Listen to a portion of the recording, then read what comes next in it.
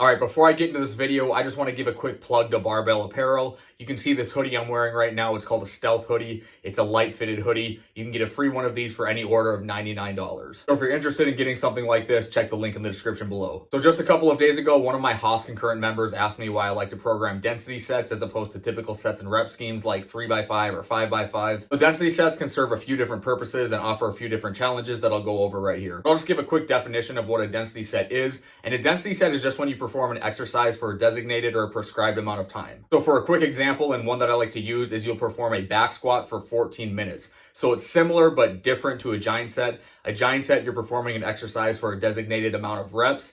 Density set, you're performing an exercise for a designated amount of time. You do your warm-up sets, find your working weight, and then do your working sets for a designated amount of time, like 14 minutes. You're completely in charge of how many reps per set you do. Not every set has to include the same amount of reps. You're completely in charge of how long you want to rest between sets. You can set whatever parameters you want to achieve the desired stimulus you're looking for. What are some advantages of doing this? Well, one, it's a really good way to improve technique. Set your time and start your clock and just start accruing high-quality reps. Don't grind through any reps. If a rep feels off, just rack the bar, take a second and focus on what needs to improve. And when you're ready to go, unrack the bar and make those corrections. Density sets allow you to auto-regulate the appropriate number of reps per set, depending on the weight on the bar. Maybe 3 reps is appropriate number of reps. Maybe it's only 2, maybe it's 5. There's absolutely no need or no pressure to achieve a certain amount of reps per set. This can really facilitate higher quality reps. I think it can be easier mentally as you don't have to lock in for a hard set, rack the bar, try to relax and come down a little bit, and then re-lock in for another hard set multiple times over. It's a really good way to just work and accrue high quality reps kind of at your own pace. And lastly, it offers a way to progressively overload that's not very common. Progressive overload is commonly done by adding weight, adding reps, or adding sets. That's what's most typical, and I know sometimes people try to progressively overload by shortening rest times. Density sets, you can progressively overload by keeping the weight on the bar the same,